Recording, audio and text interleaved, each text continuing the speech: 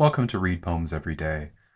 In today's video, I want to take a look at a poem that was kind of familiar to me in the sense that I knew it existed, and I'm pretty sure I've read it before. I may have even assigned it to students in a class ages and ages ago, but not anytime recently.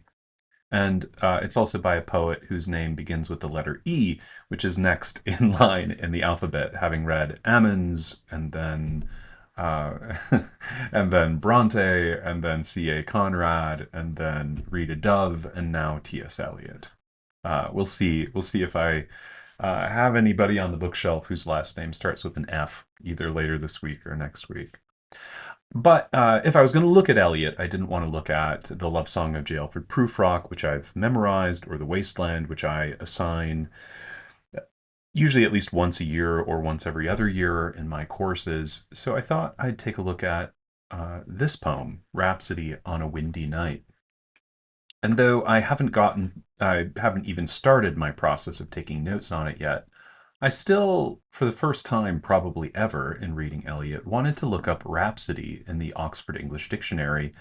And there's an interesting, maybe ironically quite dispersed sense of what Rhapsody could mean. It could refer to an epic poem or part of one, especially with reference to Homer, but it could also refer to, an exaggeratedly enthusiastic or ecstatic expression of feeling. To rhapsodize, for instance, usually refers to that. And then there's an obsolete version of the word that went out of style somewhere in the middle of the 18th century, which was a kind of disparaging way to describe a literary work that was fragmented. There's a way in which this poem seems to fall in or connect with all of those in its aspirations, its ironic ambition. So let's read it out loud and see what we see with it. I probably will only get through reading aloud and bean counting in today's video. It's a little later in the day than normal when I record these videos, but I think I may like to return to it later on. We'll see. So here's T.S. Eliot, Rhapsody on a Windy Night. 12 o'clock. Along the reaches of the street, held in a lunar synthesis, whispering lunar incantations dissolve the floors of memory and all its clear relations, its divisions and precisions. Every street lamp that I pass beats like a fatalistic drum, and through the spaces of the dark, midnight shakes the memory as a madman shakes a dead geranium. 1:30. The street lamp sputtered, the street lamp muttered, the street lamp said, "Regard that woman who hesitates towards you in the light of the door which opens on her like a grin. You see the border of her dress is torn and stained with sand, and you see the corner of her eye twists like a crooked pin." The memory throws up high and dry a crowd of twisted things. A twisted branch upon the beach, eaten smooth and polished as if the world gave up the secret of its skeleton, stiff and white.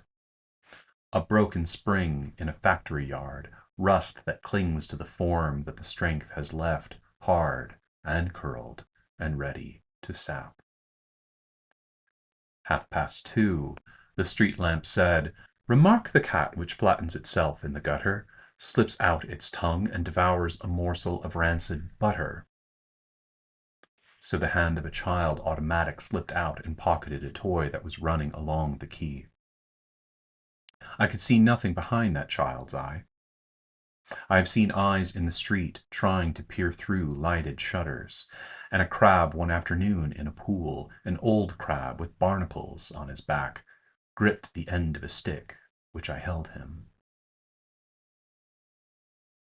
3:30. The lamp sputtered, the lamp muttered in the dark, the lamp hummed. "Regarde the moon. La lune ne garde aucune rancune. She winks a feeble eye, she smiles into corners, she smooths the hair of the grass. The moon has lost her memory. A washed-out smallpox cracks her face, her hand twists a paper rose. that smells of dust and old cologne. She is alone with all the old nocturnal smells that cross and cross across her brain. The reminiscence comes of sunless dry geraniums, and dust in crevices, smells of chestnuts in the street, and female smells in shuttered rooms, and cigarettes in corridors, and cocktail smells in bars. The lamp said, 4 o'clock. Here is the number on the door. Memory. You have the key. The little lamp spreads a ring on the stair. Mount. The bed is open. The toothbrush hangs on the wall. Put your shoes at the door. Sleep. Prepare for life. The last twist of the knife. All right. In some ways, a poem that's as fascinating as the love song of G. Alfred Prufrock, and yet Prufrock has sort of taken up all the space in maybe the imagination of English students. I'm not sure any students really read this poem on their own, or that it's emphasized as much as Prufrock. Okay, in reading it out loud, there were some moments that caught me off guard. For instance, the repetition of lunar here. Um, is a little tricky because the first it's used as a adjective both times, but the second time it's used, this is actually the primary subject and predicate of the second sentence, or at least the sentence that begins in line 2. Whispering lunar incantations dissolve the floors of memory, right? But as I was reading it, uh, it was I didn't necessarily think that this was a dependent clause that was kind of moving into an independent clause, and it might also have something to do with the word whispering. That whispering here is not, well, it is derived from a verb, but here it's functioning as an adjective. Um, Whispering lunar incantations dissolve. Dissolve is the primary predicate there of the sentence. So that was one moment that sort of tripped me up. Then there was the crab. I'm not sure that actually came out the way it was supposed to. Yeah, here, I have seen the eyes in the street trying to peer through lighted shutters. And I think when I was reading it, I wanted to see this as the second item in a list of things that the speaker is seeing. And there's a way in which it is, and yet there's also a way in which this sentence, this comma at the end of this line, is serving as a conjunction that leads into a second independent clause. So, and a crab one afternoon in a pool gripped the end of a stick which I held him. So you actually have two sentences being put together by the comma at the end of this line. But when I was reading it, I was getting a sense that I've seen in the street trying to peer through lighted shutters, and a crab one afternoon in a pool, and an old crab with barnacles on his back gripped the end of a stick, which I held him. Yeah, my intuitions, I'm not sure why I was intuiting that that was naming something he was seeing through the shutters, because it wouldn't actually follow. But anyway, so I was getting tripped up there a little bit too. But for the most part, Eliot's sentences make a lot of sense to me. I wasn't really tripped up, but I'm also used to reading this poet who I'm very familiar with, partly because of my training. I think my pronunciation of the French here is probably not that good, but I was leaning into the sonic dimension here, assuming that Eliot was having a little fun with the rhyme between moon in English and then lune, aucune, rancune in French. Um, but I'm not sure if I that came out the way it was supposed to. And then cologne, I think, is supposed to rhyme with alone. But those were a few things that were standing out to me as I was reading, making it a little difficult. But for the most part, the rhythms remind me of Prufrock. The lines are a little tighter than Prufrock's, but it has some of the same rhythms as that poem, as it leans into repetitions. Even similar images appear here, as in Prufrock. The poems are sort of contemporaneous with each other, sort of pre-Wasteland, pre-Gerontian. Okay, so let's do a little bit of bean counting. Let's do a little bit of bean counting. I'm gonna probably have to count these lines. 1, 2, 3, 4, 5, 6, 7, 8, 9, 10. I think that's line 10. Is that right? 1, 2, 3, 4, 5, 6, 7, 8, 9, 10. Actually, I'm gonna cheat. I have a paper copy of the poem here, and I think I'm just gonna kind of glance at that. But yeah, so that's line 10. That's line 10. I think this is line 20. I think this is line 30. Um, this is line 40.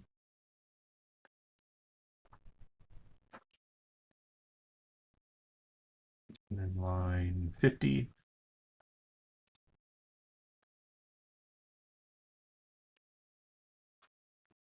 This is 60. Let's just double check I'm looking at the page right. 51, 52, 53, 54, 55, 56, 57, 58, 59. Yep, that's 60. Line 70, I believe, is here. And there are 78 lines in the poem. 1, 2, 3, 4, 5, 6, 7, 8. Yes. Okay, so this is a 78 line poem, a little longer than the typical poem I look at on this channel. It covers 2 pages in this Norton Critical Edition of, what is it, The Wasteland and Other Poems. Um, the stanzas are not uniform. How many stanzas are there? We have 1, 2, 3, 4, 5, 6, 7 stanzas. Although I don't know if you count that last one-liner as a stanza. Um, and then I think, what do we have? We have a 12 line stanza followed by, was that a 10 line stanza? Because that's line 22. That's line 32, so I think that's another 10 line stanza. The next one's a little longer. So what? That's line 40, 41, 42, 43. So that's 45. So I think there's 13 lines in that stanza. The next one's the longest stanza. Might have to count those. So that's 4 lines, 5 lines, 6, 7, 8, 9, 10, 11, 12, 13, 14, 15, 16, 17, 18, 19, 20. So 23 lines in that one. And then it looks like we have 9 lines and then 1 line. People doing the math, add up those numbers. If that adds up to 78, I think we're good. So that's 10, 33, 46. That's looking good. 46 and 12 is 58, 68, 78. Maybe I cheated there with that math, but it seems to add up to 78 to me. So as you can see, line stands the stanza lengths. So we have wide variation of stanza length. So Eliot's not writing according to a certain stanza form here, even if there are certain repetitions of how he begins and ends the stanzas. Uh, okay, so let's think about then. Let's think about enjambment here.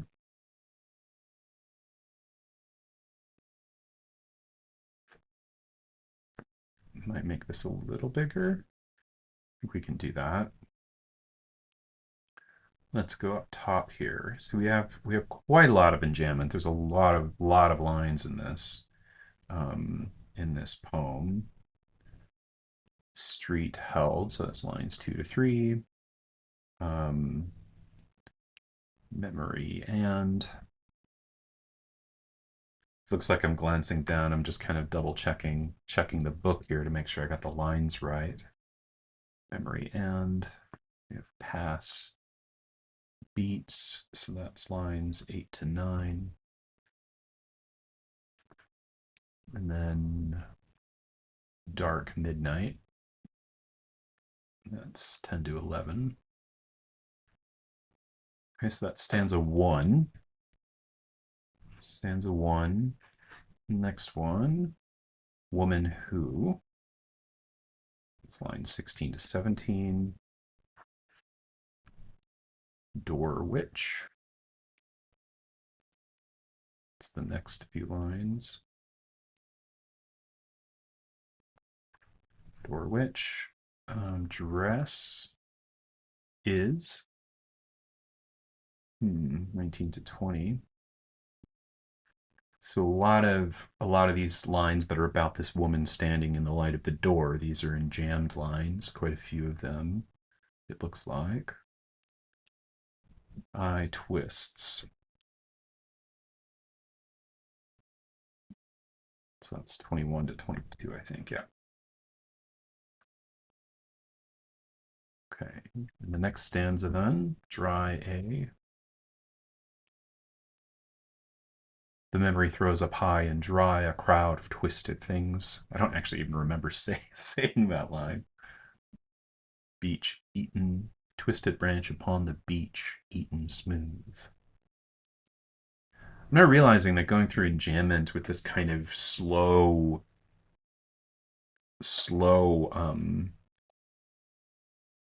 method, as it were, kind of reframes all the lines. So it sort of feels brand new to you as you're working through it. This is even more the case with a longer poem like Rhapsody on a Windy Night, maybe less so with poems that are 20 lines or fewer. Okay, be cheating. The next line, polished as. This line's 26 to 27.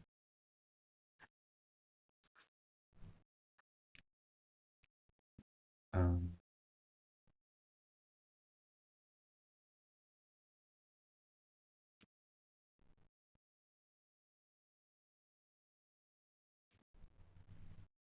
okay, right. Missed up the 27 to 28. Left, we're still in the same stanza here. Left hard, 31 to 32. Rust that clings to the form that the strength has left hard and curled and ready to sow. So that's what it looks like there. So that's one long line. Hard to tell when I'm zoomed in that long that that was one line, but maybe I'll sort of stay zoomed out here.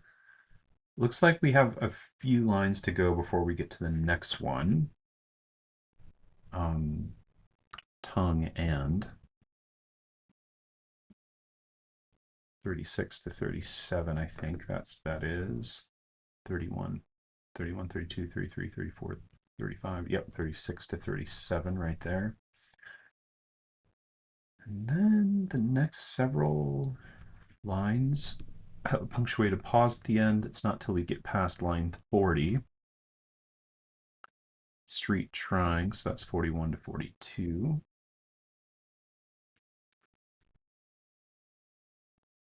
And then, wow, all these have punctuated pause at the end.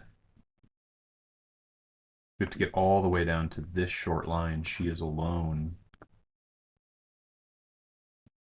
Alone with 59 to 60. Look at that. Look at that jump. All of these are pretty close to each other. A little bit of a gap here between line 11 and 16. For the most part, the rest of them are pretty close. A little small gap between 32 and 36. Not much of one, though. 42 to 59. That is by far the longest stretch without an instance of enjambment. But then the next line is also enjambed. Smells that, so that's 60 to 61. The next few come very close here. 62 to 63, and then geraniums, and 63 to 64. Let's see. Okay, those are all. And then we have corridors. And that's 67, right? 67 to 68, just glancing at it. Just making sure I have those numbered correctly. I think I do.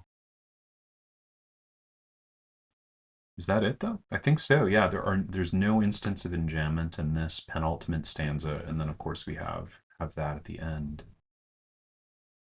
Okay. All right, so that's all the enjambment. Quite a few, quite a few instances of enjambment, but there is a pattern, right? Frequent enjambment up until not a little past the midway mark, this 78 line poem. Once we get to the 42, then there's a big gap. And then not very many instances of enjambment in the final 20 lines compared to, I mean, just look at the first 20 lines and then the next 20, right? And then you can see what I mean there. Okay. All right. Let's think about punctuation. There's, of course, probably too much punctuation to just too much punctuation to count, I think. But there are periods throughout. Let me double check what I'm about to write. Every stanza ends with one. Is that true?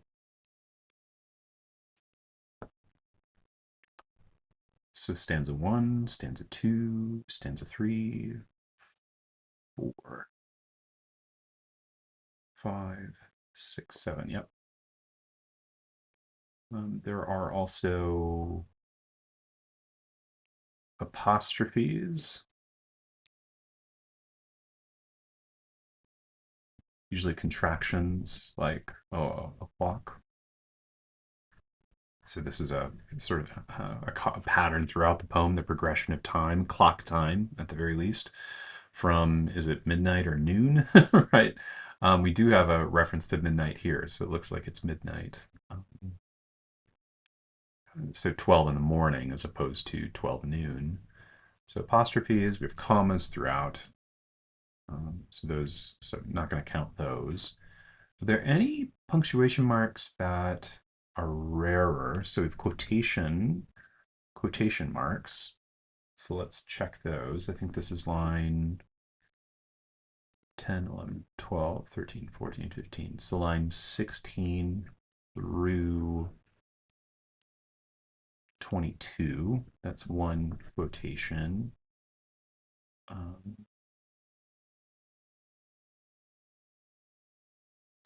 30, 31, 32, 33, 34. So line 35.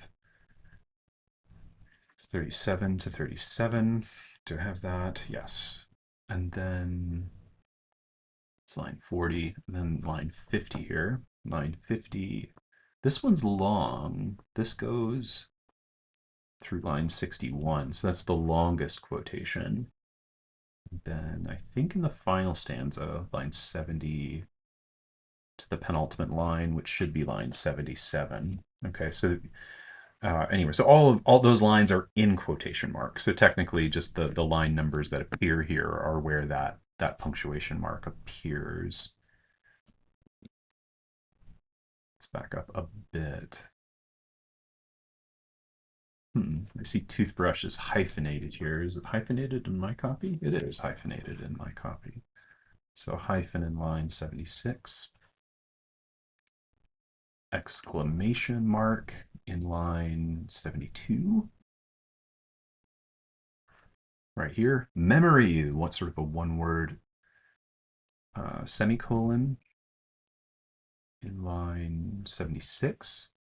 Do we have any other semicolons? Let's look. So that's one right there. Any other semicolons?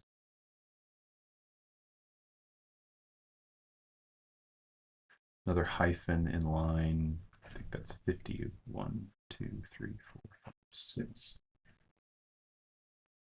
Line 56. I think that was 56 anyway.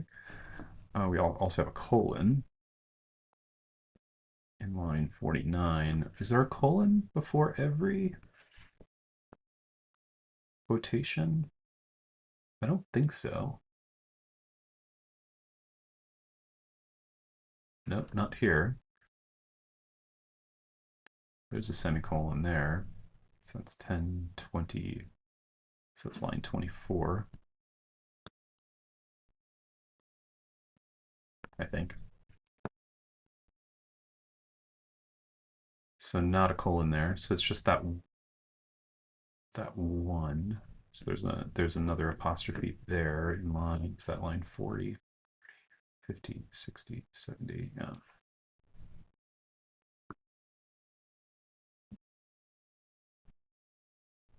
40. There's probably other instances of possession too, but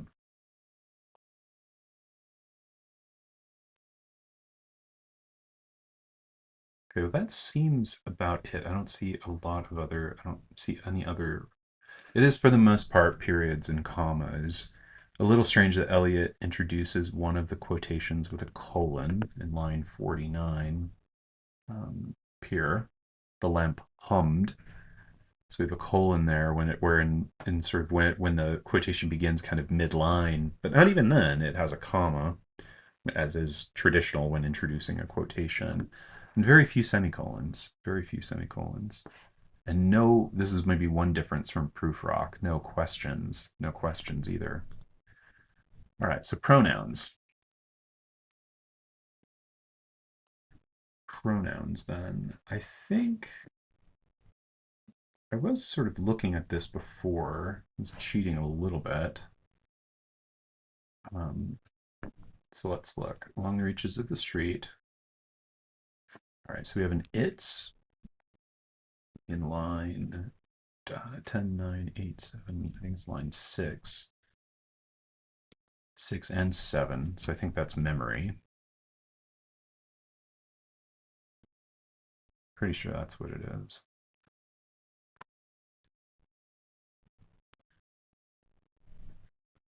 Might actually bold the pronoun, make it a little easier when checking the notes later.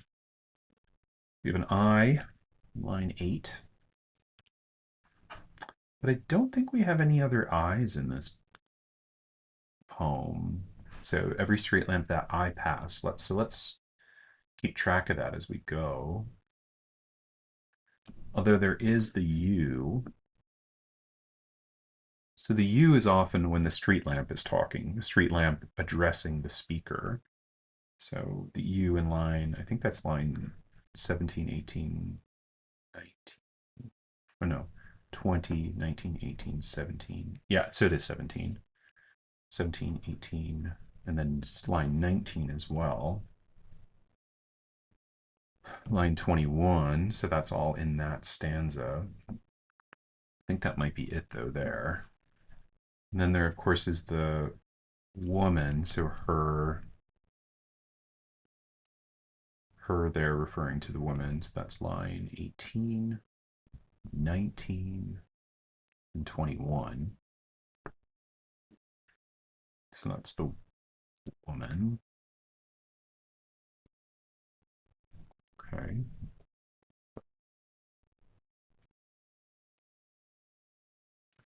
Save the world. Okay, we have another it's here. So that's line, I think that's line 28, and that's the world. Is that right? Yeah. As if the world gave up the secret of its skeleton.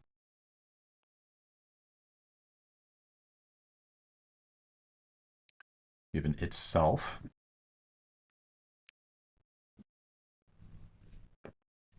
Here, and that's 40, 39, 38, 37, 36. So that's 35. That's the cat. And then in its tongue in line 36. It's the cat. Okay. There's an I again. It's been a while. I think that's 40. 41, so another I right after it. And right at the end here, 41, 42, 43, 44, 45. So that's 45. his, line 44, that's the crab. And then him, line 45. So that was 44, this is 45. That's the crab again. Okay.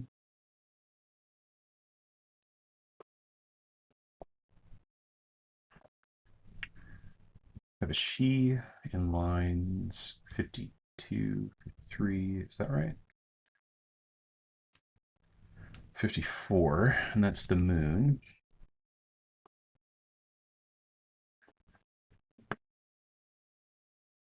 Another her. And 51, 2, 3, 51, 52, 53, 54, 55. That's the moon.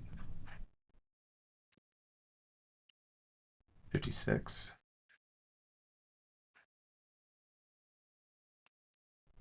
And 57. She.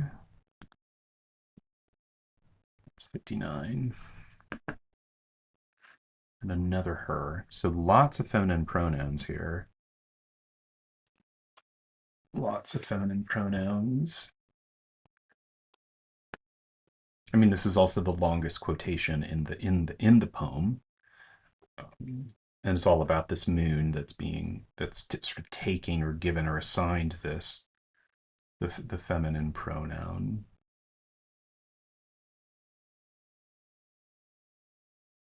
There's another you there. So the you is always, I think, the speaker, right? 70, 71, 72, 73 for you. Yeah.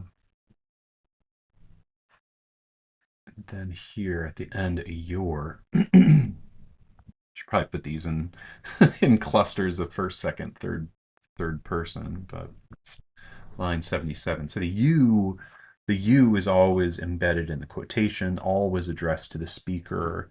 The speaker does not use I very often. I might have missed some. But there's only 4 instances of I, although this refers to the speaker, as does this, right? Okay. Okay. Half an hour bean counting Rhapsody on a windy night. Bean reflections. Do I have anything to say about these patterns? I'm not sure I do, but we'll give it a shot. Enjambment is frequent in the first 2/3, roughly, of the poem. Then maybe corresponding with the longest stanza. I'll have to double check that. Several lines in a row without any enjambment.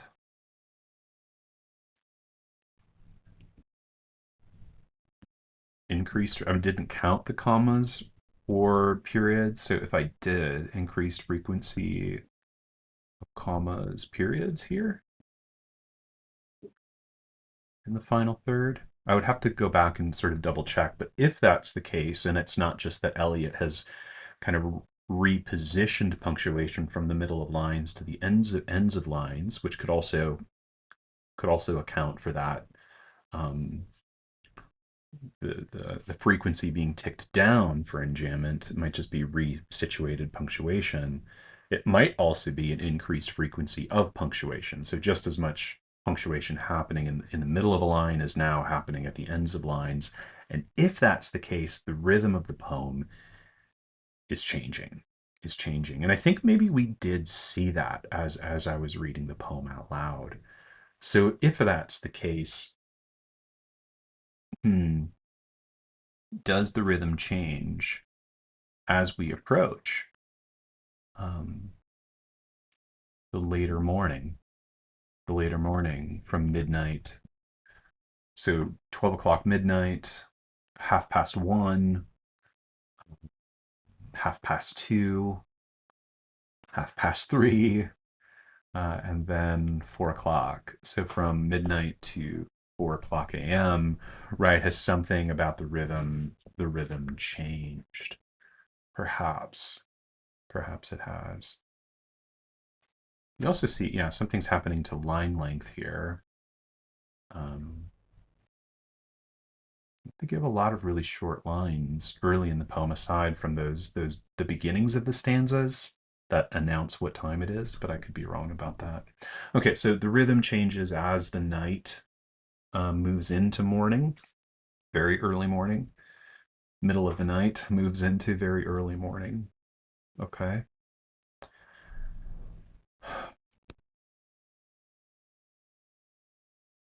Hmm. How then does this affect the meaning of the title?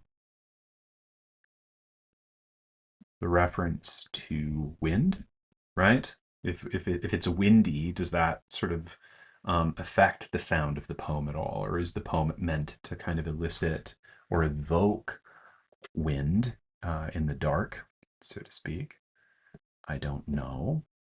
Although you do have, maybe the sense of the wind and the way memory is operative in the poem or referenced in the poem, there might be something to think about there. But also Rhapsody, is if Rhapsody is a word, and I know I may be thinking ahead to form and considering how the parts of the poem factor in,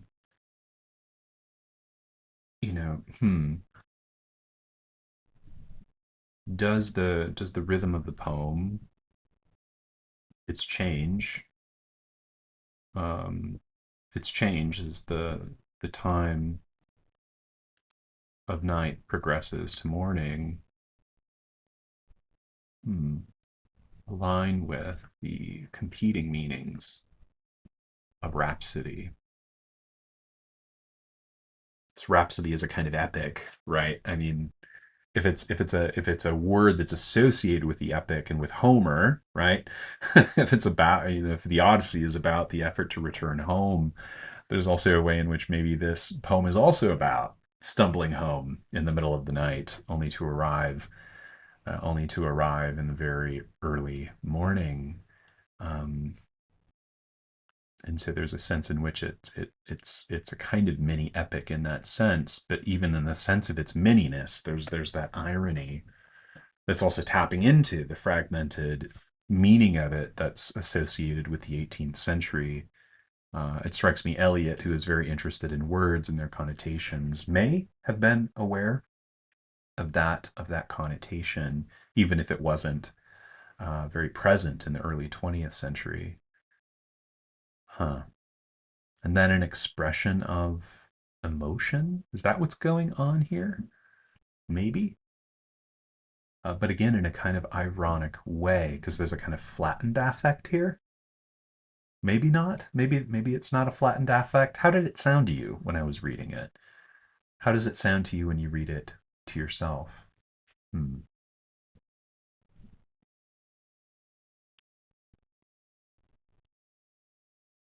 So what were all those?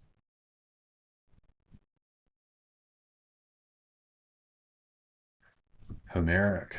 But the juxtaposition of all those connotations, the dynamic among those competing connotations is still, it seems, controlled by a kind of irony. And that's thinking ahead to the form and figure section again. All right. That's probably enough. We're ticking up near 40 minutes here. So I think that's plenty on bean counting, some of which, as I've explained in past videos, lays the groundwork for the kinds of notes one might take in the later steps of getting to know the poem.